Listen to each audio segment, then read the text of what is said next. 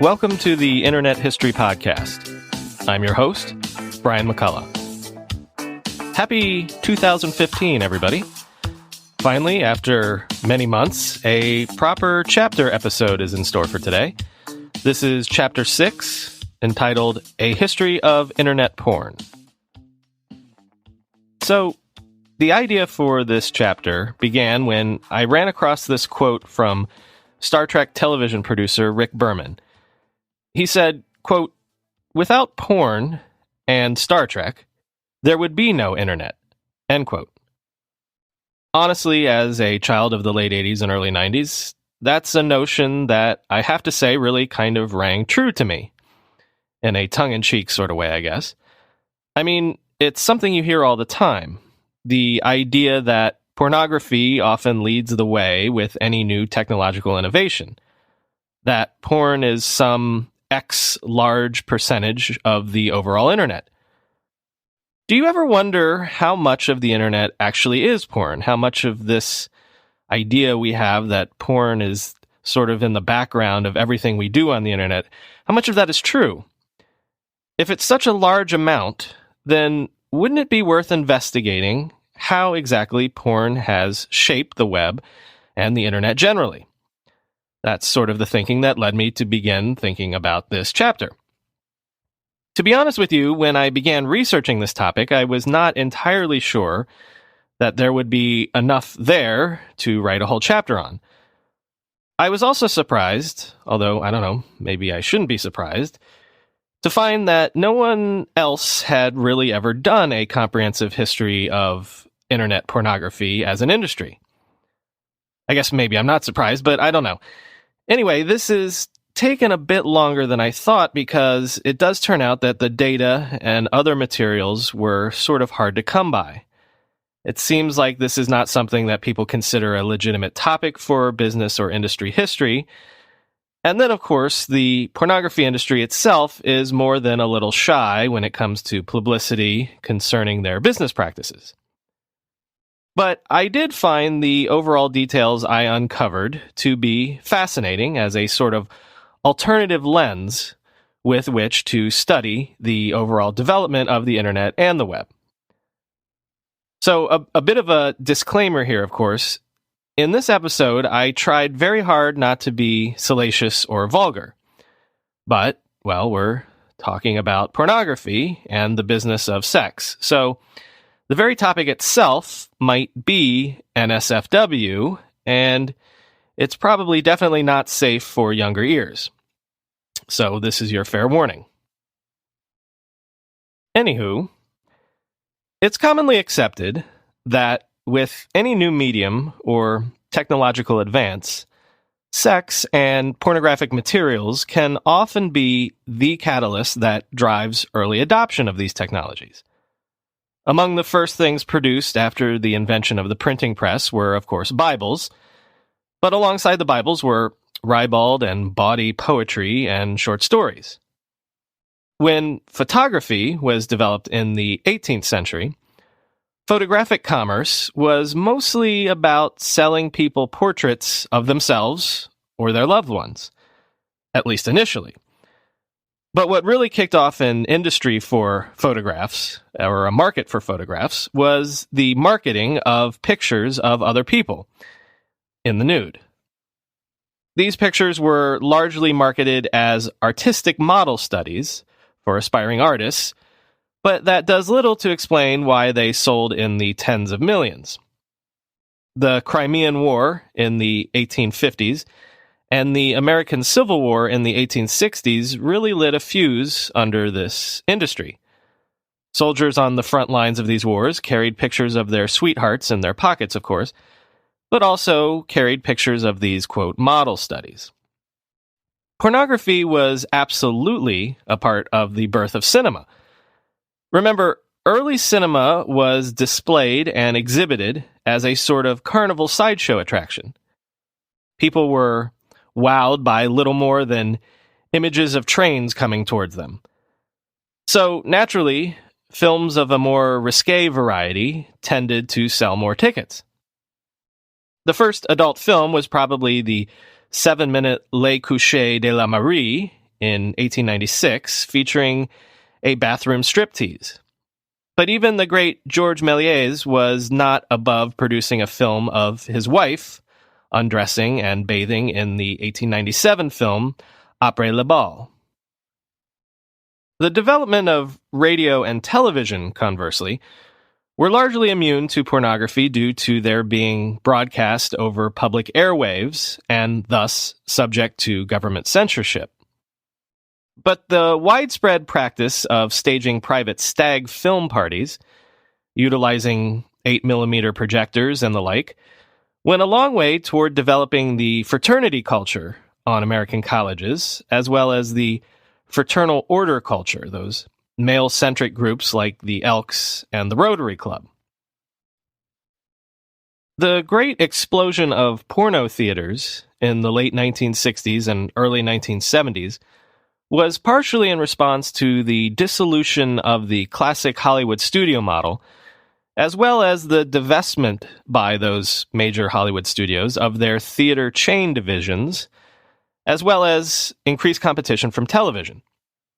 Quite simply, showing pornos in the late 60s and 70s allowed struggling theaters to stay in business.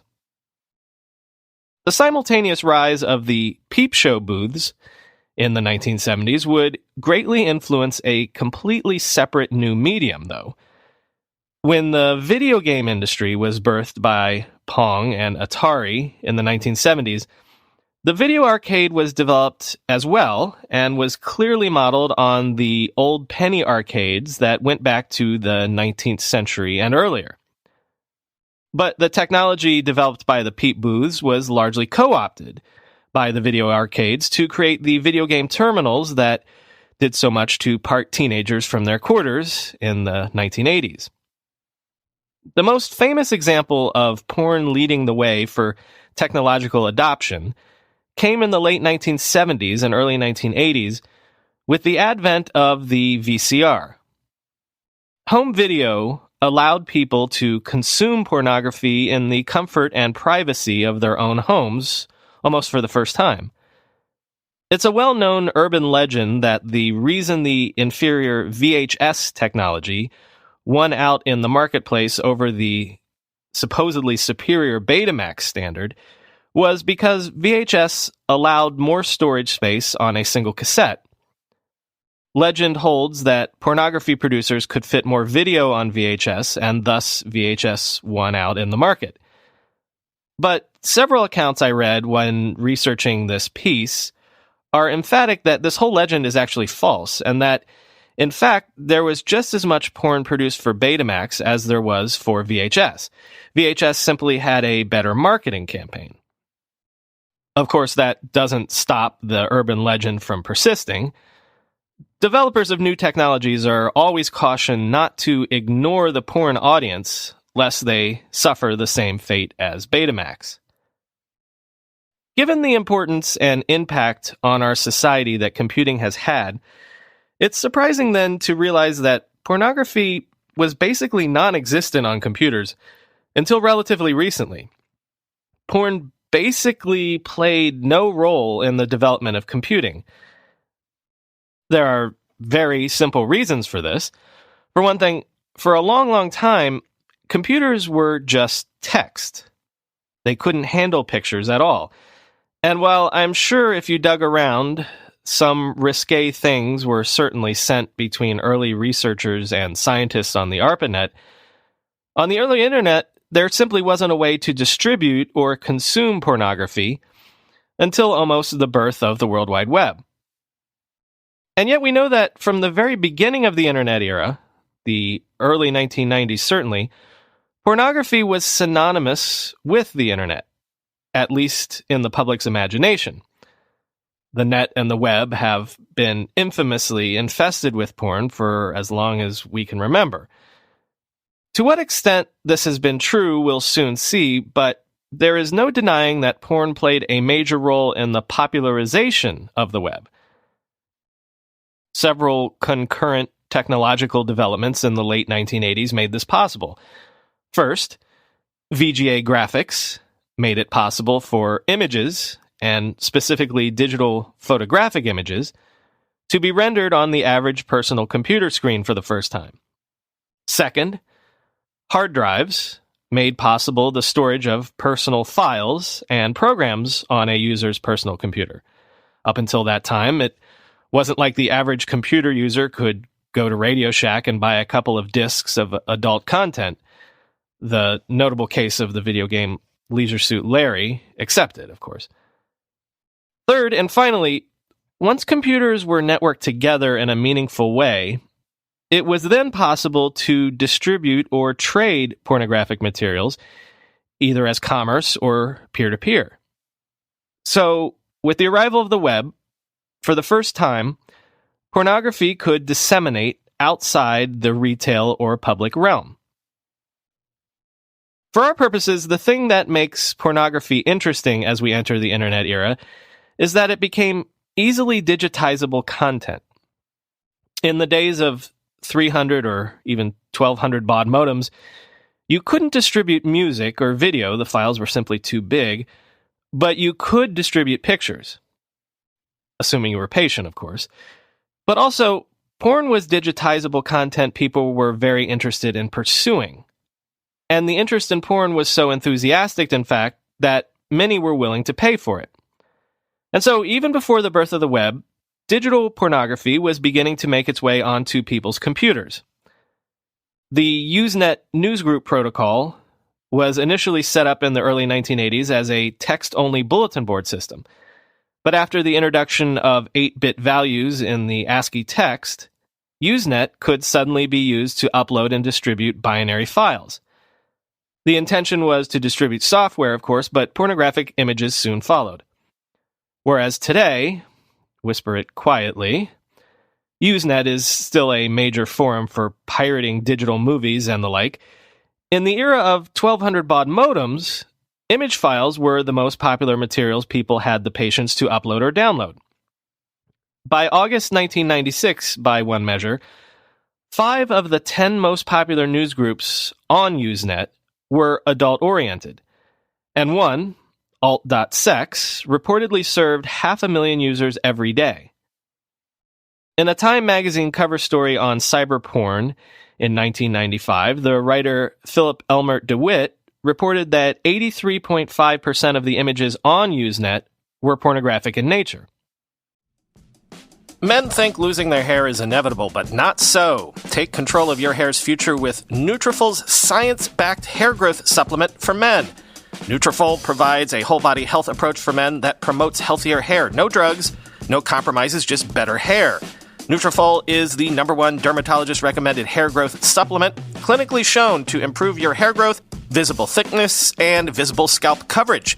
Nutrafol's hair growth supplements use physician-formulated, natural, science-backed ingredients. Nutrafol supports healthy hair growth from within by targeting root causes of thinning, such as stress, hormones, environment, nutrition, lifestyle, and metabolism, through whole-body health.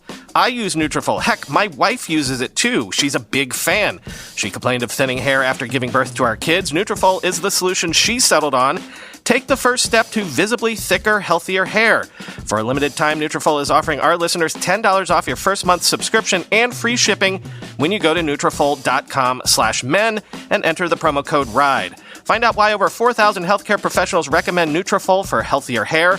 Nutrafol.com/men, spelled Nutrafol.com/men, and enter promo code RIDE. That's Nutrafol.com/men, promo code RIDE. Today I want to talk to you about how Miro works where you work. Miro connects with over 100 apps to align your teams and make your work more efficient, all in one scalable and secure space.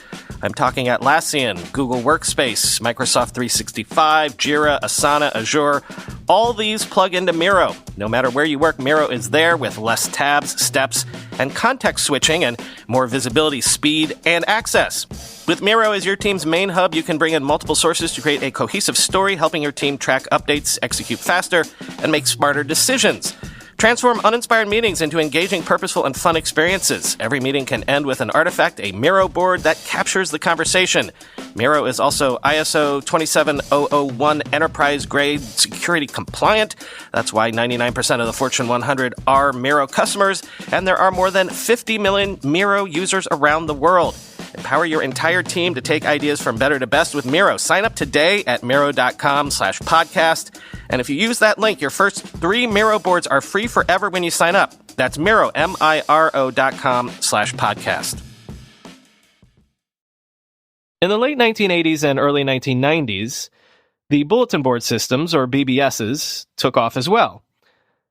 The vast majority of BBSs were small, local, private affairs. You dialed into one guy's computer and browsed around to see what games, files, and programs he had to share with you. But sysops soon found the most popular sorts of files people were looking for were porn files. Serendipitously, this happened to coincide with the appearance of the first digital scanners. Sysops quickly put 2 and 2 together and realized that if they simply scanned old collections of, say, Playboy or Penthouse, they could quite quickly build up a library of images that people would clamor for.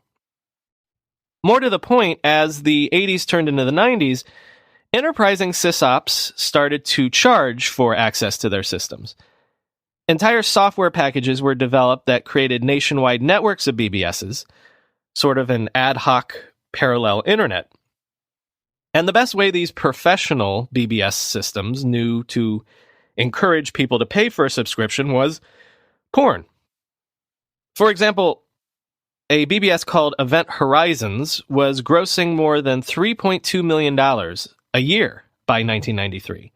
Jim Maxey, who ran Event Horizons, employed 10 people simply to scan photographs, format them, and put them online for download. A sysop named Bob Mahoney built his exec PC BBS into a $2 million a year business by 1993 with more than 30,000 subscribers worldwide. Said the exec PC CEO, quote, "We really didn't advertise the adult materials. The word just got around pretty quickly. One of our main claims to fame was that we had, to my knowledge, the largest collection of adult materials anywhere." End quote. The bulletin boards didn't have to do all the work themselves, however. In an effort to build their libraries, BBSs set up compensation schemes. So, for example, you would be granted permission to download, say, 4 bytes for every 1 byte you uploaded. And thus, in echoes of what we'll later talk about with Napster and the tube sites, BBS users in the early 90s were more than happy to upload their own collections to share and share alike. Suddenly, a user could dial into a BBS and have access to more porn than had ever been available in any one place before. It was a cornucopia of pornography, the likes of which the world had never seen, because it was essentially curating all the available porn in existence and putting it online. This bonanza couldn't help but draw the attention of entities like Playboy, who in 1993 sent reverberations around the entire BBS industry by winning a $500,000 copyright infringement suit against Event Horizons. The BBS agreed to self-police its files and take down any infringing content. As one of the Event Horizon owners described it, quote, "Essentially what it boiled down to was if the photos showed women that were absolutely so gorgeous and that the photography was so beautiful, we just took it off." End quote. Sound familiar? Not to hammer you over the head with it, but this was likely the first case, or at least one of the first cases, of a major media corporation going after digital proprietors and their digital users for violating digital copyright. and then forcing the digital proprietors to attempt to police their own members, all in the name of protecting copyrighted content. And this is long before Napster, long before YouTube even, and even before the web could display images, in fact. So it was porn, not top 40 music tracks, that got there first and first riled the cages of the copyright monopoly. And consider this, by the late 1980s, BBS operators had figured out how to make money selling content digitally. To this day, certain content industries continue to struggle to make content pay on the internet. But here we can see that from the very birth of the online era, porn was a form of digital content people were perfectly willing to fork over their credit card numbers for. Porn has always been a special sort of premium content. If you're old enough to remember video stores and their adult rooms in the back, behind the curtain, then you'll remember that while mainstream videos only went for a couple of bucks to rent and maybe 20 or 30 bucks to purchase, adult videos could rent for $10 and retail for hundreds of dollars in this era. Porn, again, is content people will knock down your door to pay for. And so, at the height of the BBS industry, there were 45,000 BBSs in the United States, and though most were free hobbyist concerns, those that charged subscriptions were generating about $100 million a year in revenue in an era when almost nobody was online. And they were able to do this thanks to porn. So this would be examples 1 and 2 of porn leading the way towards the internet. But of course, it wasn't just about users trading dirty pictures. It was also about users trading dirty talk with one another. Throughout the 1980s, the actual message boards on the BBS systems were filled with adult-oriented forums where users could have phone sex with one another without the phone.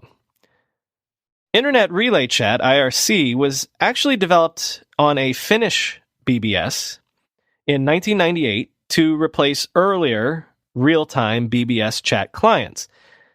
IRC was credited with, among other things, helping defeat the Soviet coup attempt against Yeltsin in 1991, but it was also, and almost immediately, used by people around the world to type dirty to one another. And of course, as we discussed at length in the episode concerning the birth of AOL, in its early days, millions of AOL users paid hourly fees just for the privilege of logging on to AOL's infamous chat rooms to chat dirty. AOL consciously patterned its chat systems on BBS examples. And so innovations like anonymous handles and the ability to trade pictures or files between users were included in the AOL system. This allowed the habits of dirty chat to flower even on the otherwise conservative AOL network. So here we have the table perfectly set for the emergence of the World Wide Web. The anonymous BBS users have digitized basically the entire world's library of photographed pornography. The BBSs and the AOL and CompuServe chat rooms have trained users how to seek each other out and chat away. And so when Mark Andreessen had his big idea that the web should have pictures, as well as a user-friendly web browser to view them in, it was perhaps inevitable that the web would be the first computing technology to gain mainstream adoption with pornography as a major component of its value proposition. Perhaps the web took off in ways that earlier internet technologies didn't, in part because it was the perfect platform for porn. Many of the first porn websites were simply BBS operators that moved their collections of pictures online. On the early web, people were generally wary of sites that asked you to register or log in, like the early porn sites did. So we can give credit to porn sites for being some of the first websites to get people comfortable with the idea of having a membership with a login and password on an online website. But the early web pornographers knew that they couldn't continue simply selling scanned photographs from offline porn magazines, especially now that the photos themselves were in the open and not archived behind a zip file. So the first online porn entrepreneurs began producing their own content, encouraged by the low costs of production and the economies of scale that web distribution afforded them. All you really needed to do was get some pictures of naked people, throw up some rudimentary HTML, and bingo, you had something to sell. They were aided, of course, as the entire porn industry was in the 1990s, by the fall of the Berlin Wall. Suddenly, a flood of new porn content was very cheaply available and in large quantities from producers in Eastern Europe and the former Soviet Union. Entire picture libraries of young Czech and Hungarian models could be purchased on CD-ROMs for a few $100s a pop, and could then be uploaded for consumption by the newly digital Americans who were suddenly willing to pay $20 to $30 or even more per month for access. Enticing people to pay for this porn was not a problem, as we've seen, but enabling them to pay was the real issue. As we'll see in coming chapters, people simply did not trust their credit card numbers to the web for a very long time. It was really not until as late as 1998, maybe even 1999 if we're being realistic, that online e-commerce became mainstream. Thus, early porn entrepreneurs had to call on previous experience from completely different industries in order to part people from their money. BBSs had relied on paper checks, or simply taking credit card numbers by phone in order to charge their subscribers. And so, many early porn sites replicated these methods. But other early porn sites went in another direction. They chose to modify the 1-900 phone sex systems already in heavy use in this period to provide users with temporary access for a fixed fee. For example, the Red Light District, fun.nl, was a Dutch porn site founded in 1994 by David Vanderpoel. Vanderpoel's system required customers to fill out an online form with everything but the credit card number and expiration date. The customer would then call an interactive voice response phone number, provide the credit card details, and then receive a token that was accepted for admission to the website. One of the first .com startups was actually a company called Cybercash, which produced a browser plugin that allowed for secure commerce connections. It was an early attempt at facilitating e-commerce. Cybercash was co-founded by Dan Lynch, one of the developers of the TCP/IP protocol itself, which, of course, the internet is based on. Before e-commerce entered the mainstream in earnest, a large portion of Cybercash's earliest clientele operated porn sites. It was the only way that these porn sites could take payment by credit card. But that didn't last forever because the porn purveyors knew that porn is, I'm going to use the first of many euphemisms here, shall we say, often an impulse purchase. So the porn sites were eager to take the friction out of these cumbersome payment arrangements. Cybercash's method of requiring users to download a plugin before payment was probably no less onerous than calling a 1-900 number. Thus, when the SSL standard came out for Netscape, the porn sites were among the first to eagerly use it for credit card transactions. At the time, there simply weren't many other sites doing commerce on the web at this point. But even SSL would not be a panacea for the porn sites, because porn has a larger problem that is sort of unique to its industry. This problem would force porn sites to innovate even further. And in doing so, they would usher in the modern e-commerce technologies that we know today. Porn sites have an unusually large number of fraud and chargeback transactions. It's just a cost of doing business for them. To boil it down, basically, it's incredibly common for a purchaser of porn to say, upon discovery by their spouse, I suppose, "I don't have any idea where that charge came from," and then dispute the charge with the credit card company. In some cases, porn sites can see as many as 10 to 20% of their charges reversed at any given time. And credit card companies are thus wary of doing business with sites that have such a large percentage of reversed charges. American Express stopped doing business with porn sites entirely in the late 1990s for this very reason.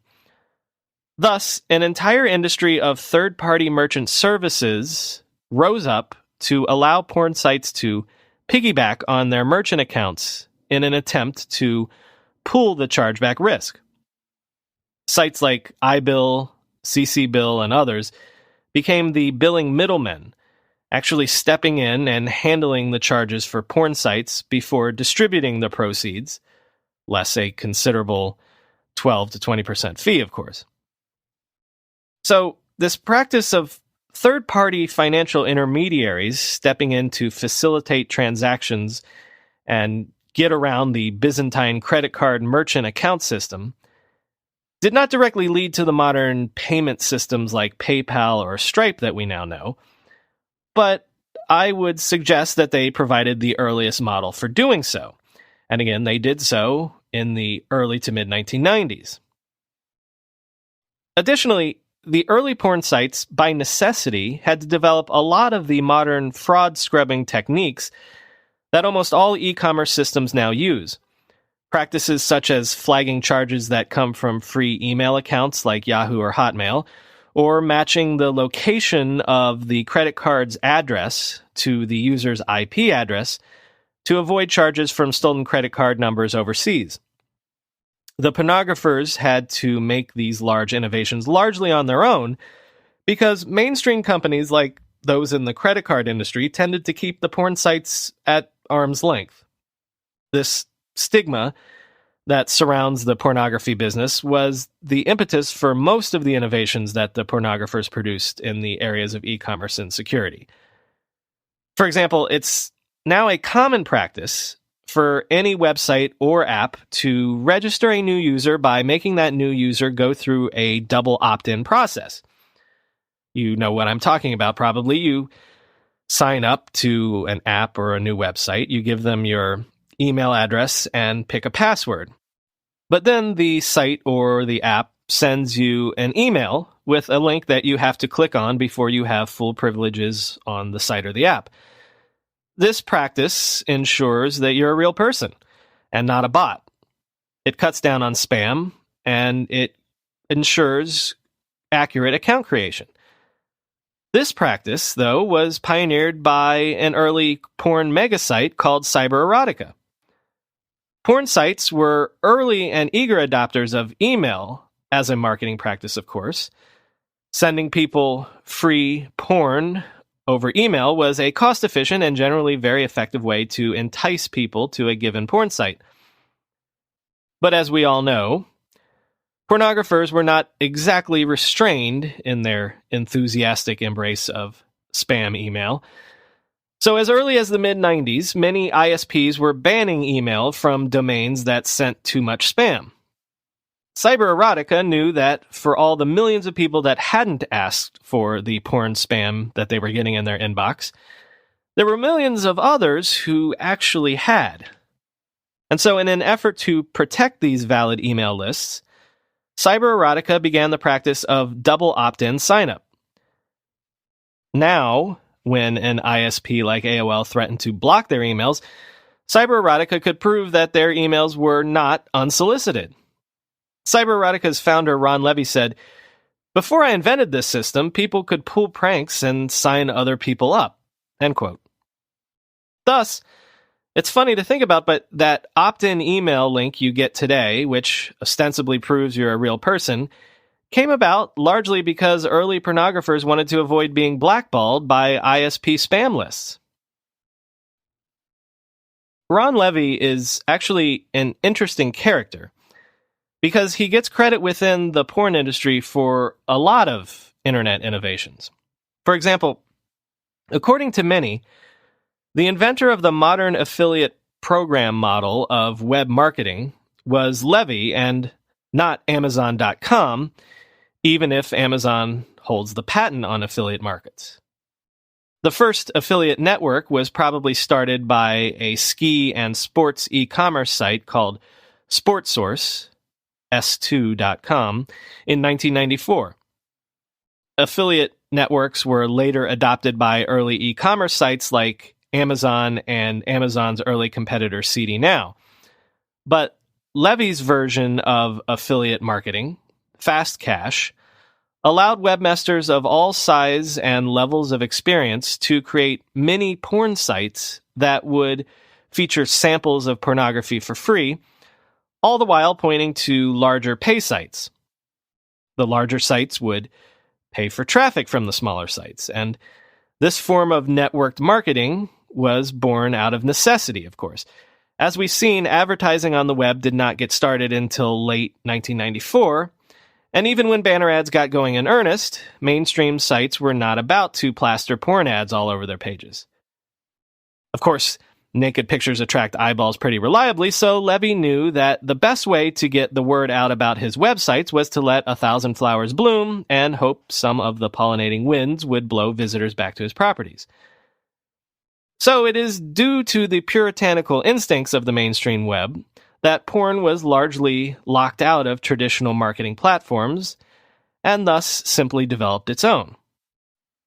It's doubtful that Amazon would ever admit this, but the affiliate model of signing up webmasters to produce mini stores, pointing back to a larger mother store, was merely an imitation of Levy's network of tens of thousands of mini porn sites, pointing back to his porn empire. The Traceroute podcast is back. We've told you about them before. We're big fans of that show over here. The inner workings of the internet are fascinating, from fiber optic cables to servers, routers, middleware, and all the physical interconnections. But where do we find the all-important human layer in that tech stack? The award-winning Traceroute podcast is back with its second season to answer that question with some of the most insightful and brilliant technologists of our time. Each episode of the Traceroute podcast will peel back layers of the stack to find the stories about hardware's very real effect on human lives. Where are the traces of humanity in the digital world? How do hardware connections lead to human connections? Have we become detached from the tech that supports our daily lives? What happens when you make tech so accessible and easy that everyone can create something? I absolutely loved season 1 and was waiting for this second season to arrive. Listen and subscribe to the new season of the Traceroute podcast on Apple, Spotify, or wherever you get your podcasts. Check out the Traceroute podcast now. Oregon State University is proud to be a sponsor of the Techmeme Ride Home. Oregon State is made up of a dynamic community of dreamers, doers, and changemakers. They don't wait for challenges to present themselves, they seek them out and take them on. Their deep-rooted mindfulness and compassion gives them the power to uncover answers, discover opportunities, and make an impact, from crushing barriers to creating innovative technologies. I'm going to give you an example. In Skip Rochefort's chemical engineering lab, he and his students are testing a novel use for a well-established chemical process to tackle the challenge of plastic waste. Pyrolysis uses very high temperatures to break down plastic hydrocarbon chains in the absence of oxygen to create an alternative diesel fuel. Their goal is to install a pyrolysis reactor in remote and underserved communities where it's difficult and expensive to dispose of plastic waste. Those plastics converted to fuel could then be used for boats, tractors, and other diesel-powered equipment in those communities. Collaborating together, putting in the work, and developing solutions leads to a better world.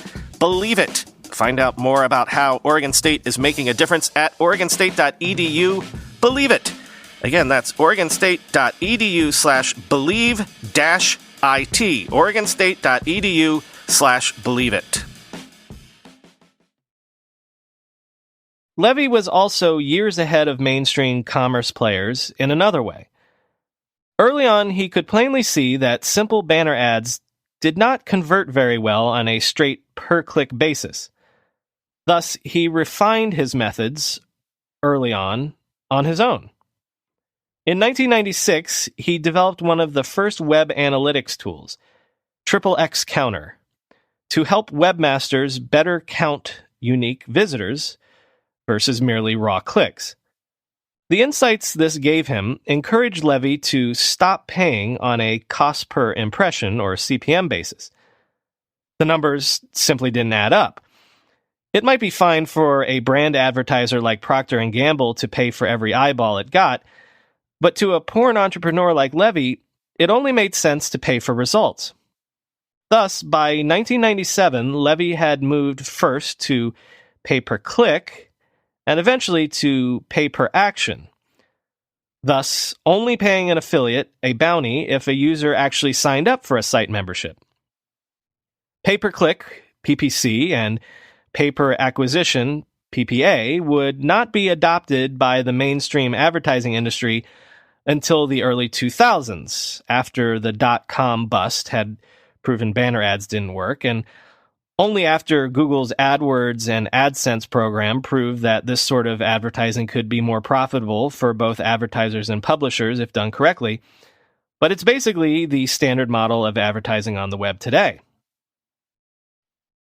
Levy is also credited by the porn industry for developing modern live video feeds as early as May of 1997.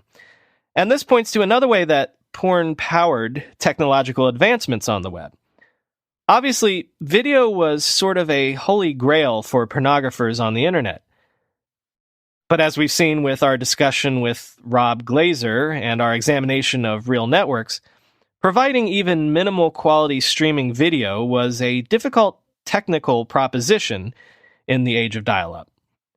Porn sites were eager adopters of video codecs and plugins from the likes of Real Networks and Microsoft's Windows Media Player. But again, the porn sites wanted to eliminate friction for users, and of course, downloading and using plugins was not ideal. An early pioneer of video streaming was actually the Dutch porn company Red Light District again, mentioned previously, which developed a simple compressed video streaming system of its own as early as 1994. Around that same time, porn entrepreneur Danny Ash, of Danny's Hard Drive fame, developed her own video product called DannyVision. Other industry homegrown solutions eventually allowed heavily compressed but easily downloadable porn videos to play directly on web pages, no plugins required. Even on 28K modems, these videos allowed users to start and stop at their convenience, with the ability to skip back and forth in the playable timeline. And the porn industry produced this technology in the mid-90s again. It wouldn't be until the year 2000 or so that Hollywood even began its own attempts to market videos via web delivery. By that time, tens of thousands of full-length adult titles were already available on the web.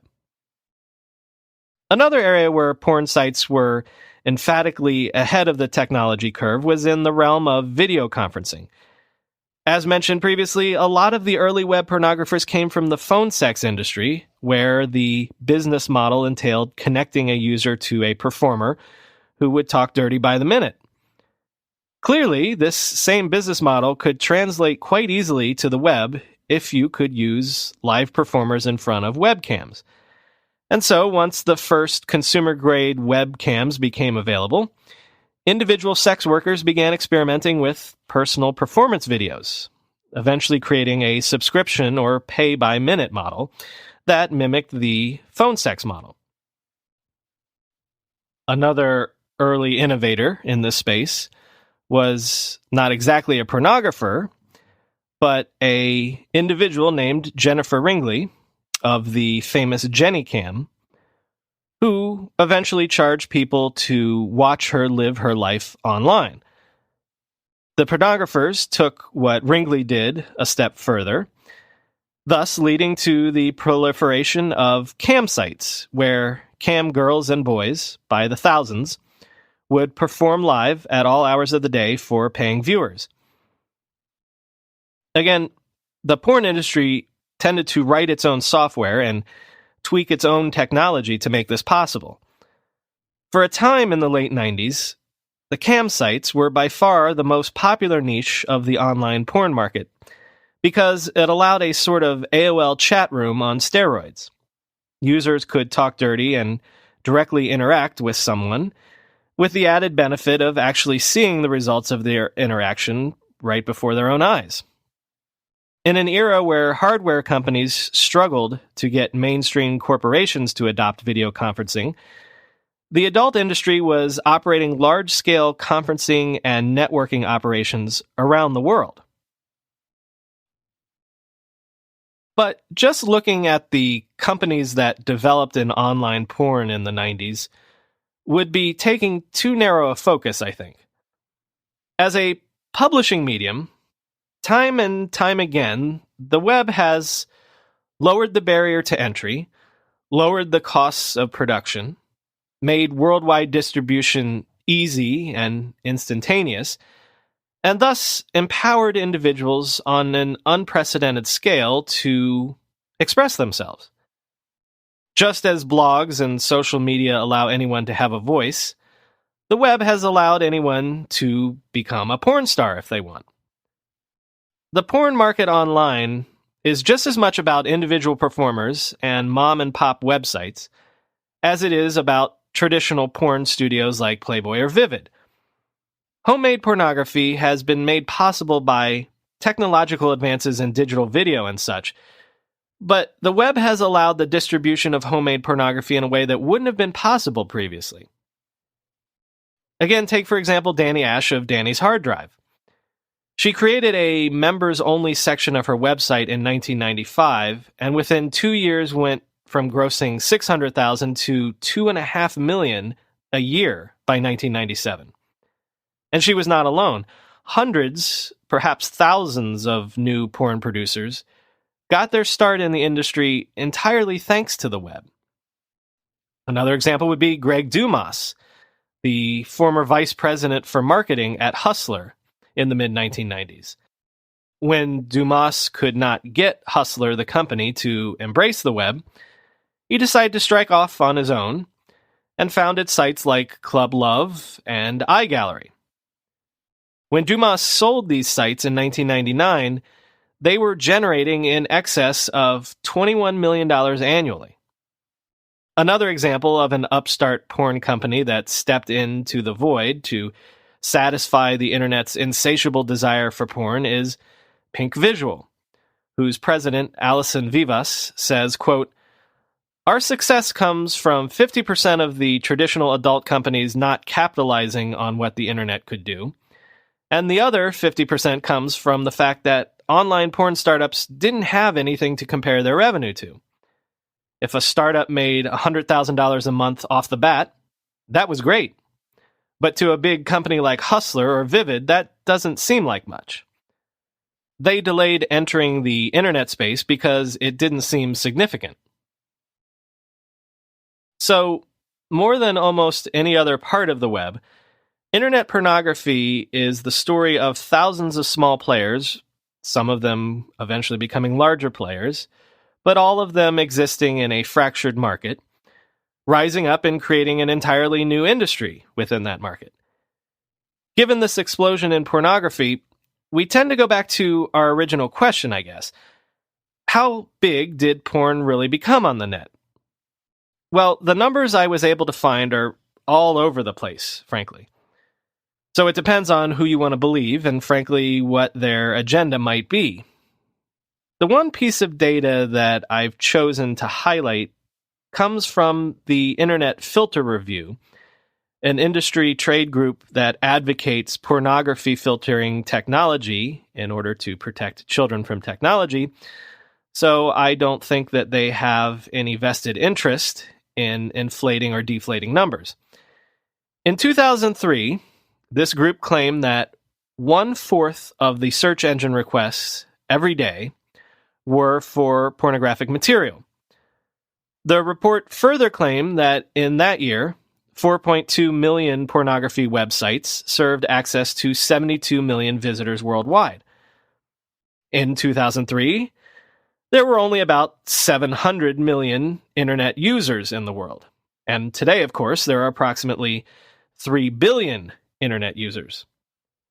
So, if we were to extrapolate the numbers, That would mean that today there are approximately 308 million people who every day surf the web for porn online.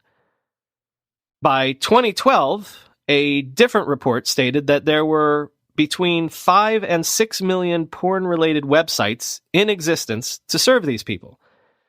This represents approximately 12% of all websites, and approximately 2.5 billion of the emails sent every day, or about 8% of the total emails sent, are supposed to be porn, spam, or porn-related emails.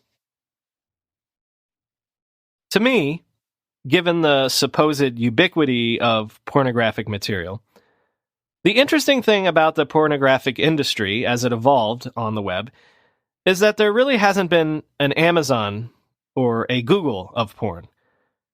Not that there aren't online porn retailers or online porn search tools, but what I'm saying is that no major player has really emerged to dominate porn in the online era. It really has been a market of thousands of different players, some of them big, but most of them small.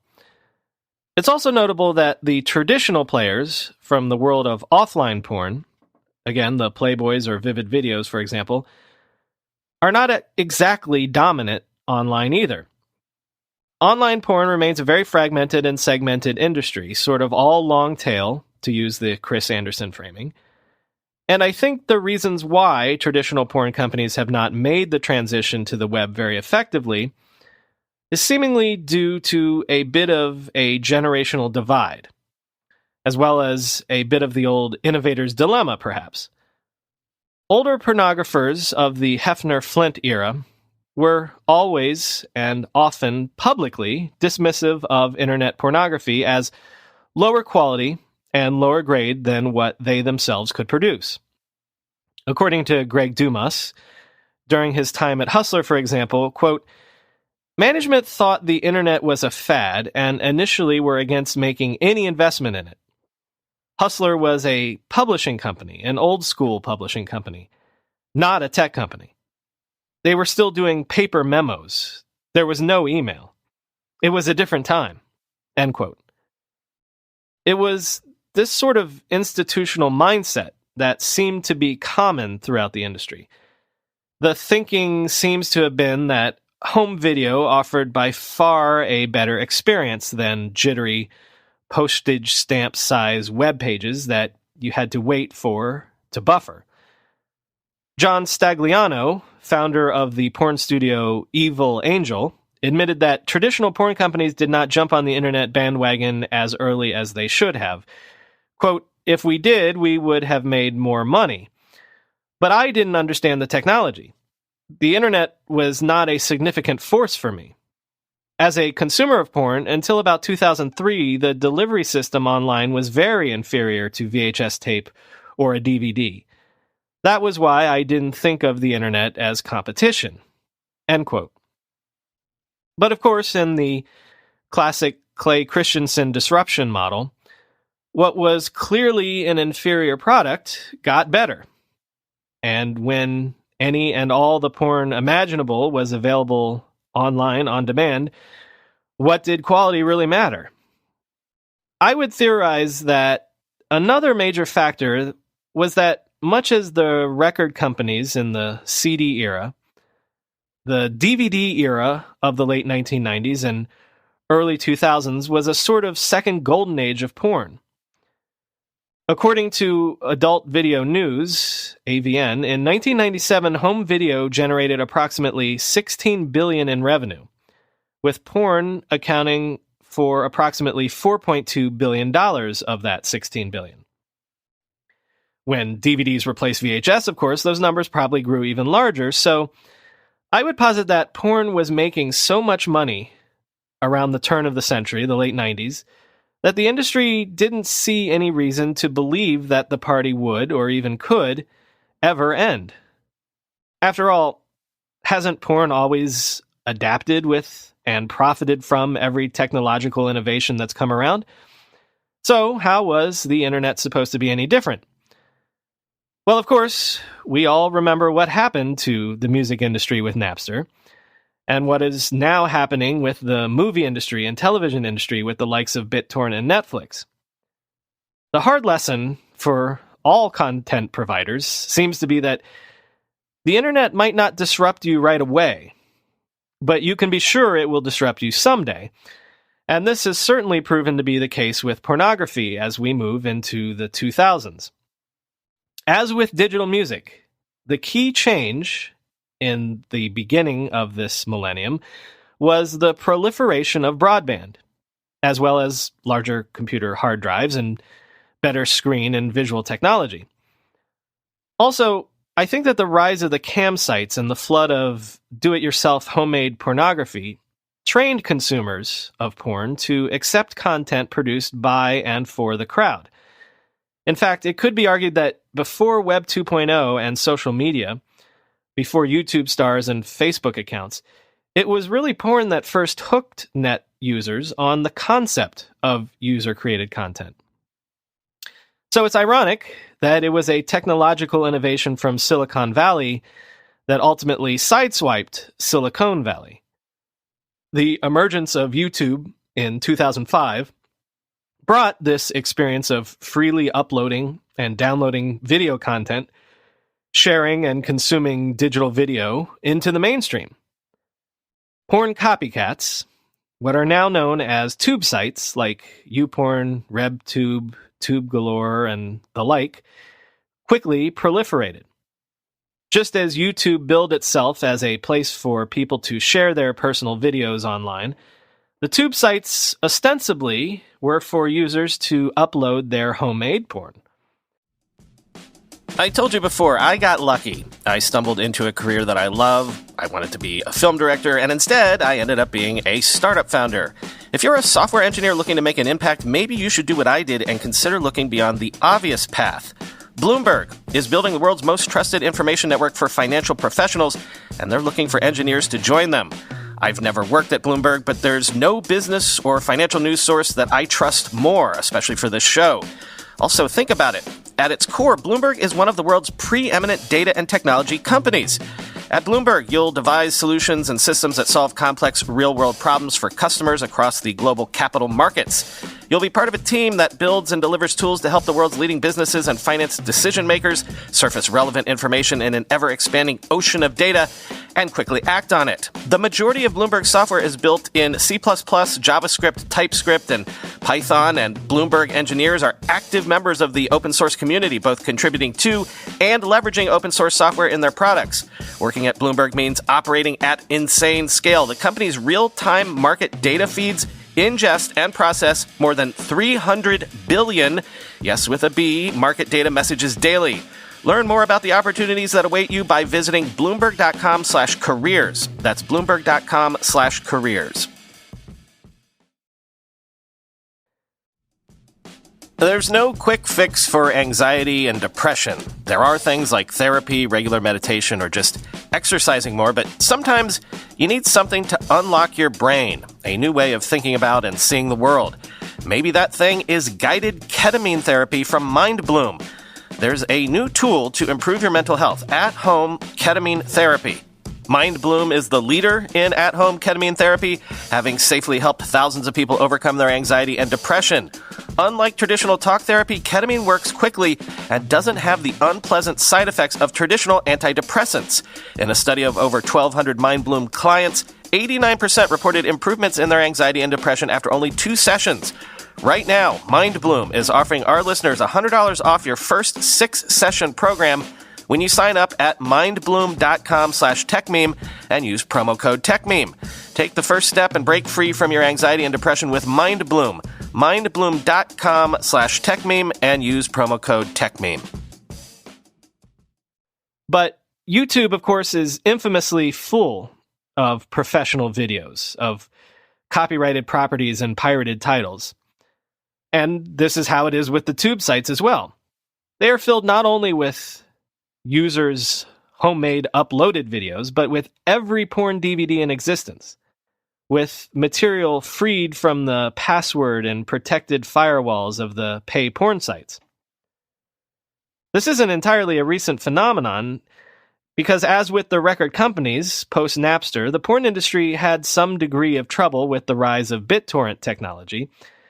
And as a side note, by the way, Napster was actually purchased by the European porn company Private Media Group in 2002 for $2.43 million before later being sold to an MP3 company, Roxio. But downloading a pirated porn title is one thing. The tube sites are an entirely different proposition, allowing, as they do, and this is another euphemism, instantaneous gratification, targeting an audience for whom only 3 or 4 minutes of content is even necessary to achieve, shall we say, consumer satisfaction. So it's more than a little ironic that in the last several years, the porn industry has struggled so mightily with the problem of piracy. The irony, of course, is that online porn was born of this sort of copyright piracy, of BBS systems scanning Playboy pictures online. But the technology is now such that, even more so than the Hollywood studios, the porn industry feels powerless to fight back against online piracy. As Pink Visuals Vivas remembers, quote, Napster happened in 2001. There was piracy happening in 2001 as well, but people didn't do anything about it for numerous reasons. For one, the money was still flowing. It wasn't until the money began slowing down that people started to get frustrated. And two, the adult industry is somewhat afraid of the law. They think it is somehow going to backfire on them. End quote. So it turns out that porn actually has, in the recent years, suffered from many of the same ills that have plagued their mainstream media brethren. People simply don't buy DVDs or any physical media much anymore. So that cash cow has dried up. Video rental stores no longer even exist. Even pay-per-view TV porn is crashing, largely because the internet makes it all instantaneously available for free on the tube sites. In a way, porn is more like the record industry than one might have thought. Just as music consumers no longer want full-length albums, preferring to access just the individual songs that they want, a la carte, the idea of purchasing a full porn DVD can now be thought of as almost a historical aberration. Individual scenes are all a porn consumer is really interested in these days. The big change to the porn market came in 2006, when the adult DVD market itself fell for the first time in history, dropping 15% on an annual basis. Evil Angels Stagliano said, quote, "We didn't feel the change until the middle part of the first decade of the new millennium. So instead of making 90% of my revenue from DVD sales, Evil Angel makes 40% from that avenue." End quote. And it wasn't just DVD sales that were affected. According to the Wall Street Journal, between 2008 and 2010, revenue from adult TV pay-per-view fell from $1 billion to $899 million annually. DVD sales and rentals of DVDs dropped 22% in 2008 alone, which for that year was twice the decline that Hollywood at large saw. Vivid Video studio head Stephen Hirsch estimated that overall DVD sales fell 80% in the 5 years leading up to 2014. And it's not just the studios that are seeing the money dry up in porn.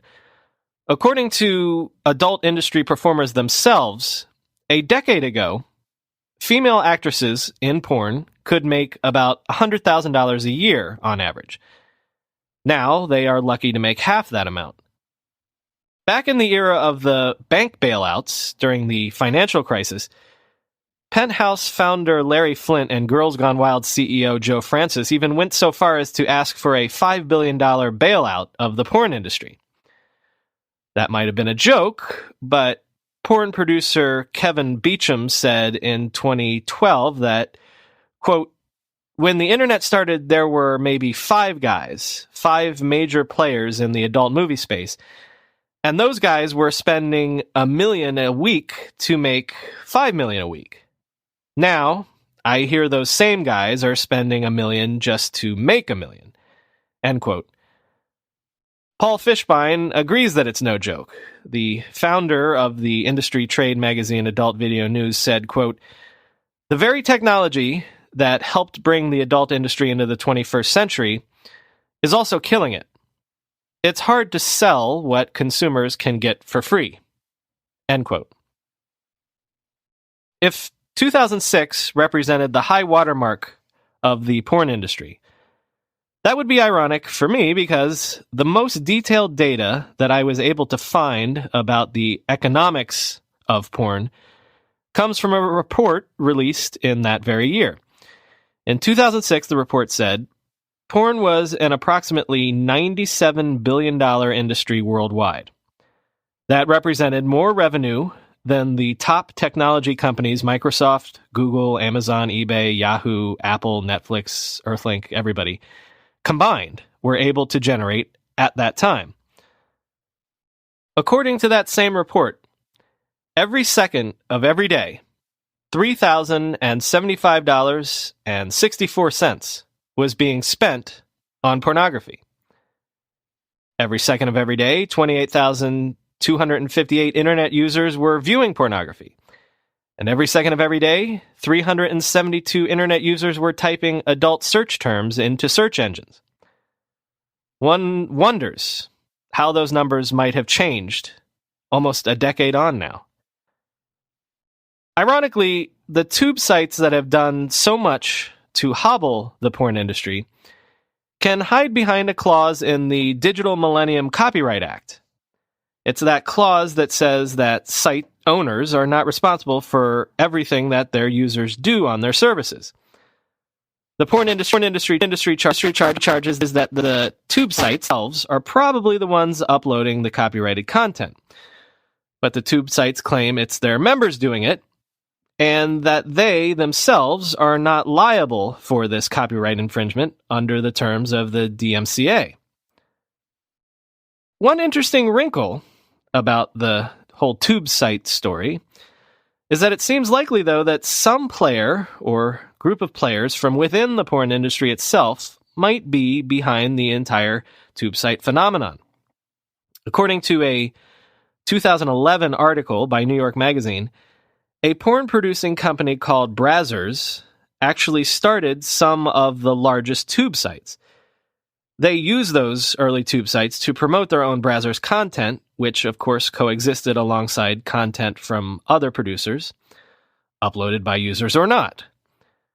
Brazzers, buoyed by the success of these tube sites, eventually sold to a German programming wizard named Fabian Teilmann, who changed the name of the overall holding company to Manwin. Based out of Canada and Luxembourg, Manwin has been so successful with these tube sites and the like that it now has more than 500 employees and claims 42 million daily uniques across its network of sites, including, of course, many of the largest tube sites. And in 2011, Manwin purchased the online operations of Playboy itself.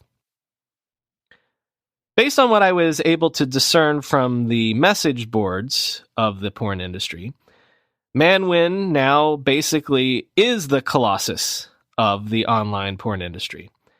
And the other porn players have seemed to have reached some sort of a détente with the tube sites in recent years. Whether that is because the tube sites themselves have actually succeeded in taking control of the porn industry in a sort of palace coup, or because some sort of cyber erotica-style affiliate arrangement has been set up, is unclear to me. But one thing is undeniable. Porn has gone from being a can't-miss proposition, the one type of content you could guarantee people would pay for online, to becoming the same sort of zero marginal cost proposition as every other digital good. The frustrations of the pornographers oddly echoes the complaints of their big Hollywood brethren. Listen to porn producer Scott Kaufman. Quote, I can contact a tube site and tell them to take my content down, and it's their responsibility to do so. But if someone in the next hour uploads the same material to the site, then I have to call again and have the same conversation. The pirates can have one person sitting there all day, continually uploading content, and the studios are expected to police this activity. It would be more effective if the owner of the tube site was responsible for policing it. In pawn stores, for example, there is a responsibility not to resell stolen products.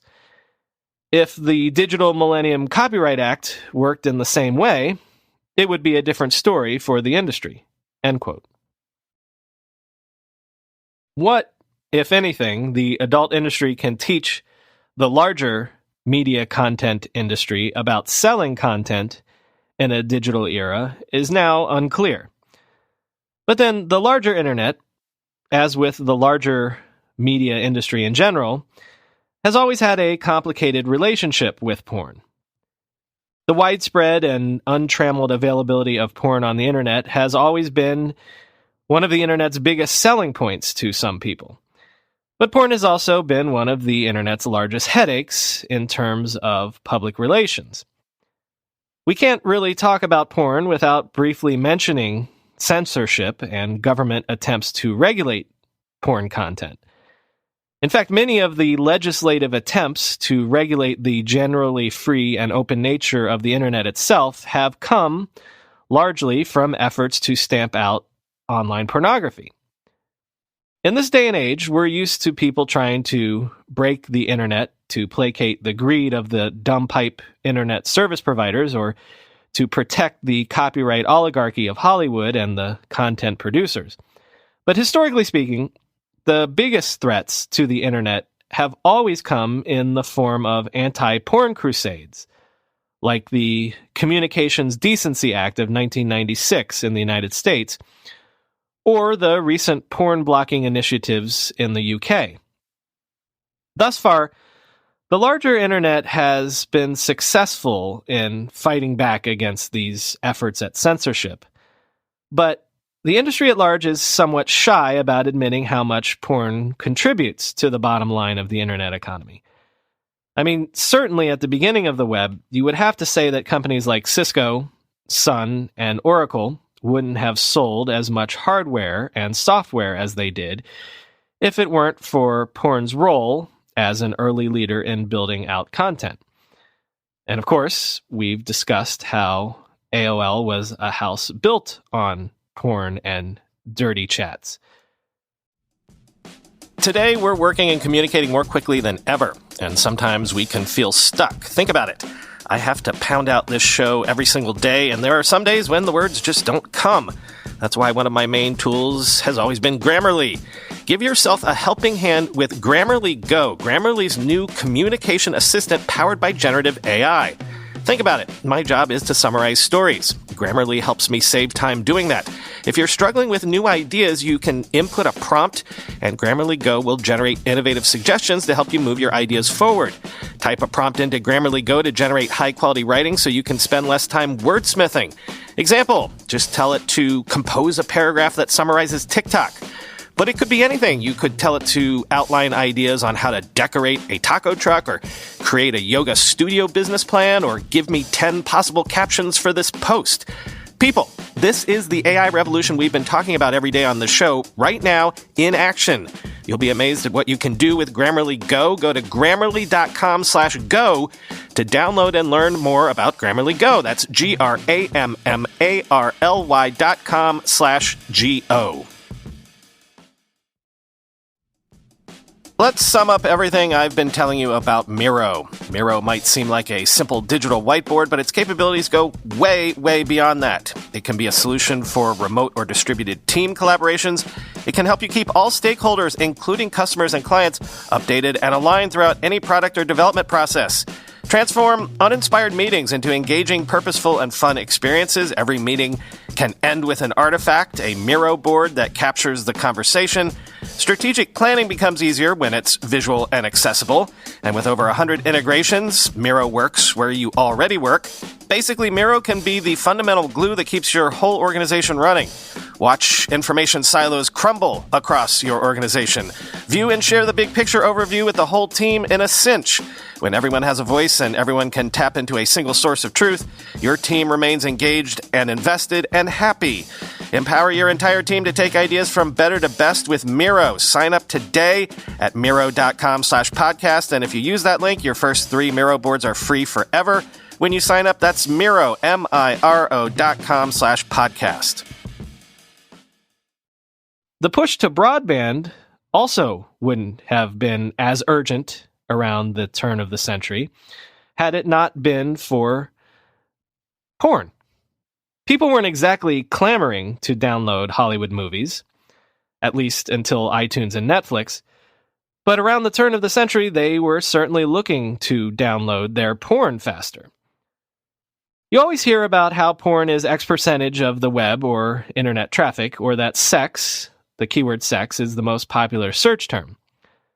So to what extent do mainstream web players profit from online porn, even if tangentially? Well, they don't like to tell you. Certainly, sites like Yahoo had adult sections of its directory very early on. And before it was pressured to take them down, the adult and escort sections of Craigslist certainly helped to build that site's popularity, and also to kill the classified sections of alt weeklies where those ads traditionally found a home. And then, of course, during the dot-com bust, when money was drying up everywhere in the internet industry, several major web players turned directly to the adult industry to try to keep the lights on. For example, in November of 2000, Alta Vista, the search engine, signed a deal with the Private Media Group, the purchaser of Napster, for sponsorship of porn-related searches, which private CEO Berth Milton claimed represented half of all Alta Vista's search terms. And if you'll remember from the previous episode, the one about Danny Lewin, Akamai Technologies was struggling around this period to find new clients after the dot-com bubble burst. In fact, in March of 2001, in one of his many trips to California, Lewin himself met with 15 representatives from the adult porn industry, including Playboy, Vivid, and others, telling them, quote, "The adult industry is a significant market segment we can't afford to ignore," end quote. In the end, as much as the internet industry has a standoffish attitude towards porn, it's simply no secret that porn remains a major content player on the net. And it doesn't seem like that's going to be changing even as we enter the modern era of mobile and social media. Despite the fact that Steve Jobs famously defended the proprietary nature of iOS by declaring that Apple's closed ecosystem made things like the iPad, quote, porn-free, by the time the iPad's launch came about in 2010, that porn site Pink Visual that we discussed earlier had an iPad-dedicated website ready to go 3 days before the first iPads were even delivered. And even if Apple continues to shun pornography on its devices, well, there's always Android. Go to the Google Play Store, and you'll find that adult apps are common and quite popular. And that all makes me think about a point which several of the books that I read in researching this episode made on many occasions. Their point was that when we look at porn and the internet, the biggest story is maybe not how much porn has formed or transformed the internet, but how and in what ways the internet has transformed porn. If you'll allow me one last exercise in euphemism, porn is a medium that people would prefer to consume in private. And so the technology revolutions of the last 100 years have all been about, at least in the context of pornography, making that consumption a private act. Motion pictures, when they came about, could suddenly show you real-life people having sex right in front of you. But you had to go sit in a public movie theater with dozens of other people when you wanted to consume that. Magazines like Playboy, and especially the advent of home video, allowed you to consume pornography in the privacy of your own home for the first time. But a television is not necessarily a personal, private device inside a home. And you still had to go out into public to purchase or rent the pornography. With the BBSs and the internet and the web, you no longer had to leave your house to purchase or obtain pornography. But again, the family computer is not exactly a private space inside the home. Now, however, with mobile, with smartphones and iPads and the like, porn can be obtained completely in private and consumed completely in private. So maybe when we come right down to it, in spite of Steve Jobs' stated intentions and best intentions, maybe the real revolution is that the internet represents perhaps the apex of all of pornographic technology. The apex for now, I suppose, at least until Oculus Rift or some similar technology comes along and gives us virtual porn. If this is the first time you're listening to this podcast, please subscribe to us on your podcast app of choice. There's plenty more great internet history where that came from. And if you're a longtime listener, then you know what to do to help us out. Rate and review us on iTunes. Because iTunes gives credit to reviews and ratings, and the more great reviews we get, the more people will discover us. As always, there's more info on our website, www.internethistorypodcast.com. The show's Twitter handle is @NetHistoryPod, and my personal Twitter is @BrianMCC. Thanks for listening.